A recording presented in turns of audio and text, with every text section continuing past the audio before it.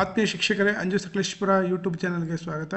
ಇವತ್ತಿನ ವಿಡಿಯೋದಲ್ಲಿ ನಾನು LBA ಕುರಿತಾದಂತಹ ಏನು ಡೌಟ್ಸ್ಗಳಿದ್ದಾವೆ ಅಂತಂದರೆ ಪಾಠ ಆಧಾರಿತ ಮೌಲ್ಯಾಂಕನಕ್ಕೆ ಸಂಬಂಧಪಟ್ಟಂತಹ ಏನು ಫ್ರೀಕ್ವೆಂಟ್ಲಿ ಆಸ್ಕ್ಡ್ ಕ್ವಶನ್ಸ್ಗಳೇನಿದ್ದಾವೆ, ಅದಕ್ಕೆ ಸಂಬಂಧಪಟ್ಟಂತೆ DSRT ಇಂದ ನೀಡಿರುವಂತಹ ಉತ್ತರಗಳೇನಿದ್ದಾವೆ ಅನ್ನೋದ್ರ ಬಗ್ಗೆ ಈ ಒಂದು ವಿಡಿಯೋದಲ್ಲಿ ತಿಳಿಸ್ಕೊಡ್ತೀನಿ. ಈ ಒಂದು ವಿಡಿಯೋ ಇಷ್ಟ ಆದರೆ ನಮ್ಮ ಯೂಟ್ಯೂಬ್ ಚಾನಲನ್ನು ಸಬ್ಸ್ಕ್ರೈಬ್ ಮಾಡಿ ಅಂತ ಹೇಳ್ತಾ ಪ್ರಾರಂಭವನ್ನು ಮಾಡೋಣ. ಈಗ ಆಲ್ರೆಡಿ ನಾನು ಹಿಂದಿನ ವಿಡಿಯೋದಲ್ಲಿ ನಾನು ಈ ಒಂದು LBA ಸಾಹಿತ್ಯಗಳನ್ನು ಯಾವ ರೀತಿ ಡೌನ್ಲೋಡ್ ಮಾಡ್ಕೋಬೇಕು ಅನ್ನೋದ್ರ ಬಗ್ಗೆ ತಿಳಿಸಿದ್ದೀನಿ. ಇಲ್ಲೂ ಸಹ ಒಂದು ಏನು FAQ ಅಲ್ಲಿ ಈ ಒಂದು ಕ್ವಶನನ್ನು ಸಹ ಕೇಳಿದ್ದಾರೆ, ಯಾವ ರೀತಿ LBA ಪ್ರಶ್ನೆಕೋಟಿಗಳನ್ನು ಡೌನ್ಲೋಡ್ ಮಾಡ್ಕೊಳ್ಳೋದು, DSRT ವೆಬ್ಸೈಟ್ನಲ್ಲಿ ಅವುಗಳು ಎಲ್ಲಿ ಸಿಗುತ್ತೆ ಅನ್ನೋದನ್ನು. ಇಲ್ಲಿ ಏನು ಬ್ಲೂ ಕಲರ್ ಲಿಂಕ್ ಕಾಣ್ತಾ ಇದೆ, ಈ ಬ್ಲೂ ಕಲರ್ ಲಿಂಕ್ ಮೇಲೆ ಕ್ಲಿಕ್ ಮಾಡಿದ್ರೆ ಅಲ್ಲಿ ಸೇವೆಗಳು ಮತ್ತು ಯೋಜನೆಗಳು ಅಂತ ಹೇಳಿ ಒಂದು ಆಪ್ಷನ್ ಬರುತ್ತೆ. ಅಲ್ಲಿ ಪಾಠ ಆಧಾರಿತ ಮೌಲ್ಯಾಂಕನ ಸಾಮಗ್ರಿ ಅಂತ ಇದೆ, ಅದನ್ನು ಇಲ್ಲಿ ಸಹ ನಿಮಗೆ ಡೈರೆಕ್ಟ್ ಲಿಂಕನ್ನು ಸಹ ಅವರು ಇಲ್ಲಿ ನಿಮಗೆ ಕೊಟ್ಟಿದ್ದಾರೆ. ಈ ಲಿಂಕ್ ಮೇಲೆ ಕ್ಲಿಕ್ ಮಾಡಿದರೆ ನಿಮಗೆ ಆ ಒಂದು ಸಾಹಿತ್ಯಗಳು ಓಪನ್ ಆಗ್ತವೆ. ಅಲ್ಲಿ ತರಗತಿವಾರು ಇದೆ, ಮಾಧ್ಯಮವಾರು ಸಹ ಇದೆ. ಅಲ್ಲಿ ನೀವು ಏನು ಮಾಡ್ಬೋದು, ಸುಲಭವಾಗಿ ಡೌನ್ಲೋಡ್ ಮಾಡ್ಕೋಬೋದು. ನೆಕ್ಸ್ಟು ಎರಡನೇ ಕ್ವಶನ್ ಏನಿದೆ ಅಂತಂದರೆ, ಈಗಾಗಲೇ ಮುಗ್ದಿರುವಂತಹ ಪಾಠಕ್ಕೆ LBA ಅಂಕಗಳನ್ನ ಸ್ಯಾಟ್ಸ್ನಲ್ಲಿ ದಾಖಲಿಸ್ಬೇಕಾ ಅಂತ ಕೇಳಿದರೆ, ಹೌದು. ಪ್ರತಿ ಪಾಠವನ್ನು ಸಹ ಏನು ಮಾಡಬೇಕಲ್ಲಿ, ಪ್ರತಿ ಘಟಕ ಆದ ನಂತರ ಘಟಕ ಪರೀಕ್ಷೆಗಳನ್ನು ಮಾಡಿ ಅದರ ಅಂಕಗಳನ್ನು ದಾಖಲಿಸ್ಬೇಕು. ಹಿಂದೆ ಆಗಿದ್ರೂ ಸಹ ಅವುಗಳನ್ನು ಸಹ ನಾವು ಏನು ಮಾಡಬೇಕಾಗುತ್ತೆ, ದಾಖಲೀಕರಣ ಸ್ಯಾಟ್ಸ್ನಲ್ಲಿ ಮಾಡಬೇಕಾಗುತ್ತೆ. ನೆಕ್ಸ್ಟು ಮೂರನೇ ಕ್ವಶನ್ನು, ತೃತೀಯ ಭಾಷೆಗೆ LBA ಸಿದ್ಧಪಡಿಸಲಾಗಿದೆಯೇ ಅಂತ ಕೇಳಿದ್ದಾರೆ. ಇಲ್ಲಿ ಹಿಂದಿ ತೃತೀಯ ಭಾಷೆಗೆ ಮಾತ್ರ. ಹಿಂದಿಯಲ್ಲಿ ಕೆಲವೊಮ್ಮೆ ಸೆಕೆಂಡ್ ಲ್ಯಾಂಗ್ವೇಜ್ ಇರ್ಬೋದು, ಅಥವಾ ಪರಿಚಯಾತ್ಮಕ ಭಾಷೆ ಇರ್ಬೋದು, ಮತ್ತು ಈ ರೀತಿ ಏನು ಬಂದಾಗ ಅಲ್ಲಿ ಕೇವಲ ತೃತೀಯ ಭಾಷೆ ಏನಿದೆ, ಥರ್ಡ್ ಲ್ಯಾಂಗ್ವೇಜ್ ಏನಿದೆ, ಅದಕ್ಕೆ ಮಾತ್ರ ಸಾಹಿತ್ಯವನ್ನು ಸಿದ್ಧಪಡಿಸಿದ್ದಾರೆ. ನೆಕ್ಸ್ಟು ಬೈಲಿಂಗ್ಯುವಲ್ ತರಗತಿಗಳಿಗೆ LBA ಅನ್ವಯ ಆಗುತ್ತಾ ಅಂತ ಕೇಳಿದ್ದಾರೆ. ಖಂಡಿತ ಆಗುತ್ತೆ. 1ರಿಂದ 3ನೇ ತರಗತಿಯವರೆಗೆ LBA ಪ್ರಶ್ನೆಕೋಟಿಯನ್ನು ಸಿದ್ಧಪಡಿಸಿದ್ದಾರೆ ಬೈಲಿಂಗ್ಯುವಲ್ ತರಗತಿಗಳಿಗೆ. ಮತ್ತು ಅದರ ಜೊತೆಗೆ 4ರಿಂದ 7ನೇ ತರಗತಿಯವರೆಗೂ ಸಿದ್ಧಪಡಿಸಿರುವ ಪ್ರಕ್ರಿಯೆ ನಡೀತಾ ಇದೆ ಅಂತ ಹೇಳಿದ್ದಾರೆ. ಜಸ್ಟ್ ಈಗ 1 to 3rd ಮಾತ್ರ ಮಾಡಿದ್ದಾರೆ ಬೈಲಿಂಗ್ಯುವಲ್. ನೆಕ್ಸ್ಟು 4 to 7th ಸಹ ಬರುತ್ತೆ. ನೆಕ್ಸ್ಟು ಪಠ್ಯಾಧಾರಿತ ಮೌಲ್ಯಾಂಕನಕ್ಕೆ ಎಲ್ಲ ಪ್ರಶ್ನೆಗಳನ್ನು LBA ಪ್ರಶ್ನೆಕೋಟಿಯಿಂದಲೇ ಕೇಳಬೇಕೆ ಅಂತ ಕೇಳಿದರೆ, ಖಂಡಿತ ಹೌದು. ಕಲಿಕಾ ಪ್ರಕ್ರಿಯೆಯಿಂದ ಮೌಲ್ಯಾಂಕನ ಪ್ರಕ್ರಿಯೆಯವರೆಗೆ, ಅಂದರೆ ನೀವು ಪಾಠ ಆದ ನಂತರನೂ ಸಹ ಸೇರಿಸ್ಕೊಂಡಂತೆ ಏನು ಕಲಿಕೆಯ ಜೊತೆಯಲ್ಲಿಯೂ ಸಹ ನಾವು ಏನು ಮಾಡಬೇಕಾಗುತ್ತೆ, ಏನು LBAಯಲ್ಲಿ ನೀಡಿರುವಂಥ ಪ್ರಶ್ನೆಕೋಟಿಯಲ್ಲಿರುವ ಪ್ರಶ್ನೆಗಳನ್ನೇ ಎಲ್ಲ ಉದ್ದೇಶಗಳಿಗಾಗಿ ಬಳಕೆ ಮಾಡ್ಕೋಬೇಕಾಗುತ್ತೆ. ಅಲ್ಲಿ ಉದ್ದಿಷ್ಟವಾರಿದ್ದಾವೆ, ಪ್ರಶ್ನೆಗಳ ಕಠಿಣತೆಯ ಮಟ್ಟಗಳಿದ್ದಾವೆ. ಅಲ್ಲಿಂದ LBA ಪ್ರಶ್ನೆಗಳನ್ನ ಆಯ್ಕೆ ಮಾಡಿಕೊಂಡು ಪ್ರಶ್ನೆ ಪತ್ರಿಕೆಯನ್ನು ತಯಾರು ಮಾಡ್ಕೋಬೇಕಾಗುತ್ತೆ. ನೆಕ್ಸ್ಟು FLN ಮಕ್ಕಳಿಗೆ LBA ಮಾಡೋದು ಹೇಗೆ ಅಂತ ಕೇಳಿದ್ದಾರೆ. ಇಲ್ಲಿ ಏನು ಮಾಡಬೇಕು, FLN ಮತ್ತು LBA ಎರಡನ್ನು ಪರಸ್ಪರ ಹೊಂದಾಣಿಕೆ ಮಾಡಿಕೊಂಡು ಈ ಎಲ್ಲ ಮಕ್ಕಳಿಗೆ ಮಾಡುವಂತೆ ಆ ಮಕ್ಕಳಿಗೂ ಸಹ ಒಟ್ಟಾಗಿಯೇ ಸಹ ಈ ಒಂದು LBAಯನ್ನು ಮಾಡಬೇಕಾಗುತ್ತೆ. ಜೊತೆಗೆ ಸ್ಯಾಟ್ಸ್ನಲ್ಲಿ ಸಹ ನಮೂದು ಮಾಡಬೇಕಾಗುತ್ತೆ. ನೆಕ್ಸ್ಟು ಉರ್ದು ಮಾಧ್ಯಮಕ್ಕೆ LBA ಪ್ರಶ್ನೆಕೋಟಿಯನ್ನು ಒದಗಿಸಲು ಕೋರಿದೆ ಅಂತ ಇದೆ. ಅದು ಸಹ ಈಗ ಏನು ಪ್ರಕ್ರಿಯೆ ರಚನೆ ಮತ್ತು ಭಾಷಾಂತರ ಪ್ರಕ್ರಿಯೆ ನಡೀತಾ ಇದೆ, ಅದನ್ನು ಶೀಘ್ರವಾಗಿ ನೀಡ್ತೀವಿ ಅಂತೇಳಿ ಹೇಳಿದ್ದಾರೆ. ನೆಕ್ಸ್ಟ್ ವೆರಿ ಇಂಪಾರ್ಟೆಂಟು ನೋಡಿ, ಈ 8ನೇ ಪ್ರಶ್ನೆ ಇದೆಯಲ್ಲ, ತುಂಬ ಇಂಪಾರ್ಟೆಂಟು. ಪ್ರತಿ ಪಾಠಕ್ಕೂ ಬ್ಲೂ ಪ್ರಿಂಟ್ ಪ್ರಕಾರ ಪ್ರಶ್ನೆ ಪತ್ರಿಕೆ ತಯಾರಿ ಮಾಡಬೇಕಂತ ಕೇಳಿದ್ದಾರೆ. ಅಲ್ಲಿ ನೀವು ಏನು ಸಾಹಿತ್ಯವನ್ನು ನೋಡಿದರೆ ಅಲ್ಲಿ ನಿಮಗೆ ಎಲ್ಲ ಮಾದರಿಯ ಪ್ರಶ್ನೆಗಳನ್ನು ಕೊಟ್ಟಿದ್ದಾರೆ. 1 ಅಂಕ, ಮಲ್ಟಿಪಲ್ ಚಾಯ್ಸು, ಹೊಂದಿಸಿ ಬರೆಯಿರಿ, ಅದೇ ರೀತಿ 2 ಅಂಕ, 3 ಅಂಕ, 4 ಅಂಕ, ಅಪ್ ಟು 5 ಅಂಕದವರೆಗೂ ಸಹ ಕೊಟ್ಟಿದ್ದಾರೆ. ಇಲ್ಲಿ ನೀವು ಪ್ರಶ್ನೆ ಪತ್ರಿಕೆಯನ್ನು ಮಾಡಬೇಕಾದ್ರೆ ಎಲ್ಲ ಪ್ರಶ್ನೆಗಳನ್ನು ಒಳಗೊಂಡಂಥ ಪ್ರಶ್ನೆ ಪತ್ರಿಕೆಯನ್ನು ರಚನೆ ಮಾಡಬೇಕಾಗುತ್ತೆ. ಅಂದರೆ 1 ಅಂಕದ ಪ್ರಶ್ನೆಗಳು, 2 ಅಂಕದ ಪ್ರಶ್ನೆಗಳು, 3 ಅಂಕ, 4 ಅಂಕ ಎಲ್ಲ ರೀತಿಯ ಪ್ರಶ್ನೆಗಳು ಬರುವಂತೆ ನಾವು ಪ್ರಶ್ನೆ ಪತ್ರಿಕೆ ರಚಿಸಬೇಕು. ಬ್ಲೂ ಪ್ರಿಂಟ್ ಮಾಡಿ ಅಂತ ಸಹ ಎಲ್ಲೂ ಸಹ ಹೇಳಿಲ್ಲ, ಬಟ್ ನೀವು ವೆಯ್ಟೇಜನ್ನು ಕೊಡಬೇಕಾದ್ರೆ ಎಲ್ಲ ಮಾದರಿಯ ಪ್ರಶ್ನೆಗಳಿಗೆ ವೆಯ್ಟೇಜನ್ನು ಕೊಡಬೇಕಾಗುತ್ತೆ. ನೆಕ್ಸ್ಟ್ ಪಾಯಿಂಟ್ ವೆರಿ ಇಂಪಾರ್ಟೆಂಟ್ ನೋಡ್ಕೊಳ್ಳಿ, 1ರಿಂದ 5ನೇ ತರಗತಿಯವರೆಗೆ ಈಗ ಹೊಸ ಏನು ಸರ್ಕ್ಯುಲರ್, ಈ ಒಂದು ಹೊಸ ಏನು ಇದನ್ನು ಕೊಟ್ಟಿದ್ದಾರೆ, ಈ ಒಂದು ಪ್ರಶ್ನಾವಳಿಗಳಿಗೆ ಆನ್ಸರನ್ನು ಕೊಟ್ಟಿದ್ದಾರೆ. ಇದರಲ್ಲಿ ಸ್ಪಷ್ಟವಾಗಿ ಹೇಳಿದ್ದಾರೆ ಮತ್ತು ಏನು ಬದಲಾವಣೆ ಆಗುತ್ತೆ ಅನ್ನೋದನ್ನು ಹೇಳಿದ್ದಾರೆ.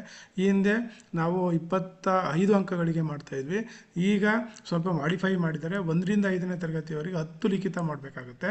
10 ಲಿಖಿತ 1 to 5th, 5 ಓರಲ್ ಮಾಡಬೇಕಾಗುತ್ತೆ. ಅದೇ ರೀತಿ 6ರಿಂದ 10ನೇ ತರಗತಿಗೆ ಬಂದಾಗ 20 ಸಹ ಲಿಖಿತವನ್ನೇ ಮಾಡಬೇಕು. ಇಲ್ಲಿ ಓರಲ್ ಇರಲ್ಲ. 6ರಿಂದ 10ನೇ ತರಗತಿಯವರೆಗೆ ಓರಲ್ ಇರಲ್ಲ. ನೆಕ್ಸ್ಟು ಮರುಸಿಂಚನ ಕಾರ್ಯಕ್ರಮ ಅನ್ವಯಿಸುವ ಜಿಲ್ಲೆಗಳು ಯಾವ್ಯಾವುದಿದೆ ಆ ಜಿಲ್ಲೆಯವರು ಏನು ಮಾಡಬೇಕಪ್ಪ ಅಂದರೆ LVAಯಿಂದ 15 ಅಂಕಗಳನ್ನು ತಗೋಬೇಕು. ಮರುಸಿಂಚನ ಸಾಹಿತ್ಯದಿಂದ 5 ಅಂಕದ ಪ್ರಶ್ನೆಗಳನ್ನು ತಗೊಂಡು ಒಟ್ಟು 20 ಅಂಕಗಳಿಗೆ ಪ್ರಶ್ನೆ ಪತ್ರಿಕೆಯನ್ನು ರಚನೆ ಮಾಡಬೇಕಾಗತ್ತೆ. ಈ ಒಂದು ಏನು ಮರುಸಿಂಚನ ಕಾರ್ಯಕ್ರಮ ಅನ್ವಯಿಸದ ಜಿಲ್ಲೆಗಳಿದೆ ಯಾವಿದ್ದಾವೆ ಆ ಜಿಲ್ಲೆಯವರು 20 ಅಂಕಗಳಿಗೂ ಸಹ LVAಯಿಂದಲೇ ಪ್ರಶ್ನೆಗಳನ್ನು ತೆಗಿಬೇಕಾಗತ್ತೆ. ಆ ಜಿಲ್ಲೆಗಳು ಯಾವುದು ಅಂತೇಳಿ ನೋಡೋಣ. ಇಲ್ಲಿ ಆ ಜಿಲ್ಲೆಗಳು ಯಾವುದಪ್ಪ ಅಂತಂತಂದರೆ ನೋಡಿ, SLC ಫಲಿತಾಂಶವನ್ನು ಆಧರಿಸಿ ದಕ್ಷಿಣ ಕನ್ನಡ ಜಿಲ್ಲೆ, ಉತ್ತರ ಕನ್ನಡ, ಶಿರ್ಸಿ, ಉಡುಪಿ, ಶಿವಮೊಗ್ಗ ಮತ್ತು ಹಾಸನ, ಚಿಕ್ಕಮಗಳೂರು ಮತ್ತು ಕೊಡಗು ಜಿಲ್ಲೆಗಳನ್ನು ಮರುಸಿಂಚನ ಕಾರ್ಯಕ್ರಮದ ಅನುಷ್ಠಾನದಿಂದ ಪ್ರಸಕ್ತ ಸಾಲಿಗೆ ಕೈಬಿಡಲಾಗಿದೆ ಅಂತ ಇದೆ. ಇನ್ನು ಉಳಿದಂಥ 27 ಜಿಲ್ಲೆಗಳಲ್ಲಿಯೂ ಸಹ ಮರುಸಿಂಚನ ಕಾರ್ಯಕ್ರಮವನ್ನು ಅನುಷ್ಠಾನಗೊಳಿಸೋದಕ್ಕೆ ಉದ್ದೇಶಿಸಲಾಗಿದೆ ಅಂತೇಳಿ ಹೇಳಿದ್ದಾರೆ. ಹಾಗಾಗಿ ನಾವು ಏನು ಯಾವ ಜಿಲ್ಲೆಗಳಿಗೆ ರಿಯಾಯಿತಿ ಇದೆ ಅವರು 20 ಅಂಕಗಳಿಗೆ ಪ್ರಶ್ನೆಗಳನ್ನು ತೆಗಿಬೇಕಾಗುತ್ತೆ. ಇನ್ನು ಮರುಸಿಂಚನ ಅನ್ವಯಿಸುವ ಜಿಲ್ಲೆಗಳು 15 ಅಂಕಕ್ಕೆ LBAಯಿಂದ 5 ಅಂಕಕ್ಕೆ ಮರುಸಿಂಚನದಿಂದ ತಗೋಬೇಕಾಗತ್ತೆ. ನೆಕ್ಸ್ಟು ರೂಪಣಾತ್ಮಕ ಮೌಲ್ಯಾಂಕನ ಮತ್ತು ಸಂಖ್ಯಾತ್ಮಕ ಮೌಲ್ಯಮಾಪನವನ್ನು ಮಾಡುವ ಅವಶ್ಯಕತೆ ಇದೆಯಾ ಅಂತ ಇದೆ. ಕೆಲವರು ಇದನ್ನು ಗೊಂದಲ ಮಾಡ್ಕೊಂಡಿದ್ದಾರೆ, ಇದರ ಆಲ್ಟರ್ನೇಟ್ ಅದು ಅಂತ ಅಂದ್ಕೊಂಡಿದ್ದಾರೆ. ಬಟ್ ಆ ರೀತಿ ಅಲ್ಲ, ಇವುಗಳು ಯಥಾಸ್ಥಿತಿಯಲ್ಲೇ ಮುಂದುವರಿತವೆ. ಈ ಹಿಂದೆ ಯಾವ ರೀತಿ ನಾವು FAಗಳನ್ನು ಮಾಡ್ತಾಯಿದ್ವು, SA ಪರೀಕ್ಷೆಗಳನ್ನು ಮಾಡ್ತಾಯಿದ್ವು, ಅದೇ ರೀತಿಯಲ್ಲೇ ಮುಂದುವರಿಯುತ್ತೆ. ಅದರ ಜೊತೆಗೆ LB ಅನ್ನೋದು ಕೇವಲ ಒಂದು ಪ್ರಶ್ನಾಕೋಟಿ ಅಷ್ಟೇ.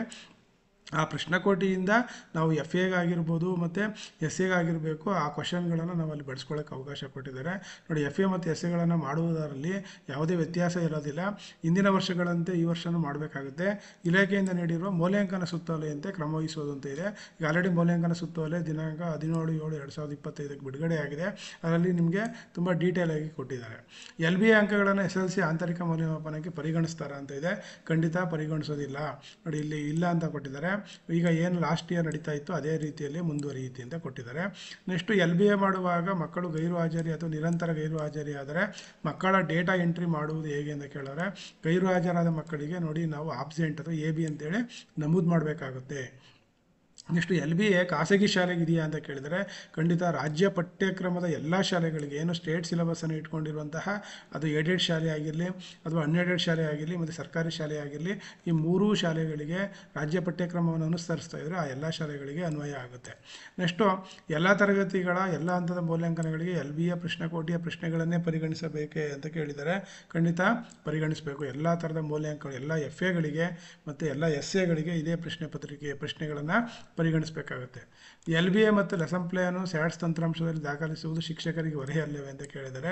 ನೋಡಿ, ಇದು ಏನಂತ ಹೇಳಿದ್ದಾರೆ ಇವರು ಅಂದರೆ, ಹಿಂದೆ ಸಹ ನಾವು ಏನು ಮಾಡ್ತಾಯಿದ್ವಿ, ಘಟಕ ಪರೀಕ್ಷೆಗಳನ್ನು ನಿರ್ವಹಿಸಿ ಒಂದು ರಿಜಿಸ್ಟರ್ ಇಟ್ಟು ಬರಿತಾ ಇದ್ವಿ. ಅಲ್ಲಿ ನಾವು ಯೂನಿಟ್ ಟೆಸ್ಟ್ ಮಾರ್ಕ್ಸ್ಗಳನ್ನ ಎಂಟ್ರಿ ಮಾಡ್ಕೋತಾ ಇದ್ವಿ. ಈಗ ಏನು ಮಾಡ್ತಾಯಿದ್ವಿ, ನಾವು ಸ್ಯಾಟ್ಸ್ ತಂತ್ರಾಂಶದಲ್ಲಿ ಅದನ್ನು ಎಂಟ್ರಿ ಮಾಡಿದ್ರೆ ಸಾಕು. ಅದನ್ನು ನಾವು ಏನು ಮಾಡ್ಬೋದು, ಪ್ರಿಂಟ್ ತೆಗೆದು ಹಾಗೆ ಇಟ್ಕೋಬೋದು. ಇದು ಟೀಚರ್ ಫ್ರೆಂಡ್ಲಿ ಅಂತ ಹೇಳಿದ್ದಾರೆ. LBA ಅಂಕಗಳಿಗೆ ಅನುಗುಣವಾಗಿ ಹಲವಾರು ರೀತಿಯ ವಿಶ್ಲೇಷಣಾ ವರದಿಯನ್ನು ಪಡೆದು ಮಕ್ಕಳ ಕಲಿಕೆ ಸಾಧಿಸೋದಕ್ಕೆ ಇದರಿಂದ ಅನುಕೂಲ ಆಗುತ್ತೆ. ಹಾಗೂ ಬರವಣಿಗೆ ಕೆಲಸ ಕಡಿಮೆ ಆಗೋದರಿಂದ ಇದು ಟೀಚರ್ ಫ್ರೆಂಡ್ಲಿ ಆಗಿದೆ ಅಂತೇಳಿ ಹೇಳ್ತಾ ಇದ್ದಾರೆ. ಸ್ಯಾಟ್ಸ್ನಲ್ಲಿ LBA ಅಂಕಗಳನ್ನು ವಿಭಾಗವಾರು ದಾಖಲಿಸಲು ಅವಕಾಶ ಇದೆಯಾ ಅಂತೇಳಿ ಇವತ್ತಿನವರೆಗೂ ಸಹ ಅವಕಾಶ ಇಲ್ಲ.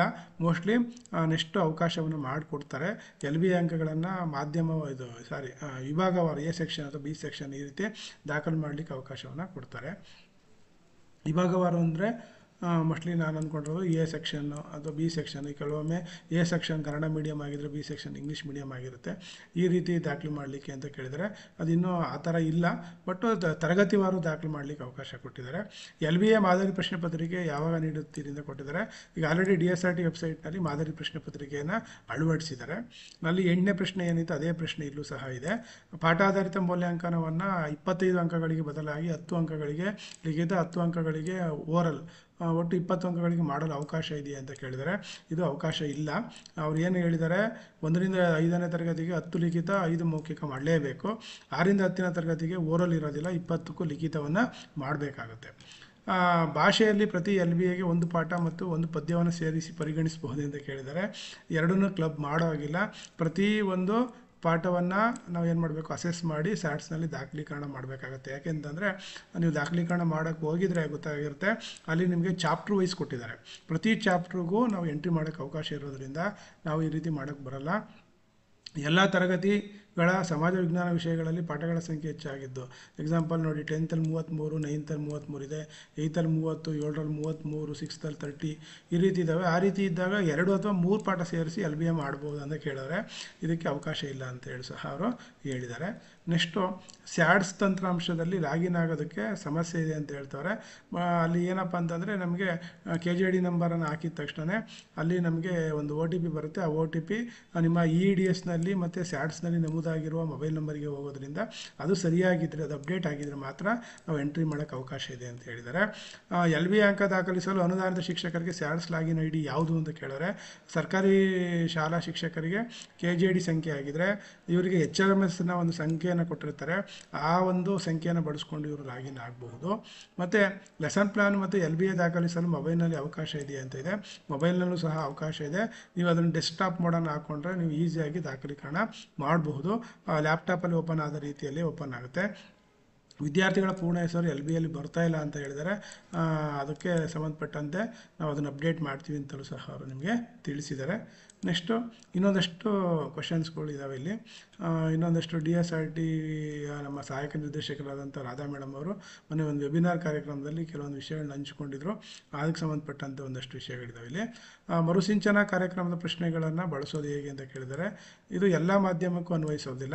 ಮರುಸಿಂಚನದ್ದು ಕ್ವಶನ್ಗಳನ್ನು ಬಳಸೋದು ಈಗ ಏನು ಹೇಳಿದೆ ನಾನು, ಅದು ಯಾವ ಜಿಲ್ಲೆಗಳಿಗೆ ಅನ್ವಯಿಸುತ್ತೆ ಆ ಜಿಲ್ಲೆಯವರು ಮಾತ್ರ ಬಳಸಬೇಕು.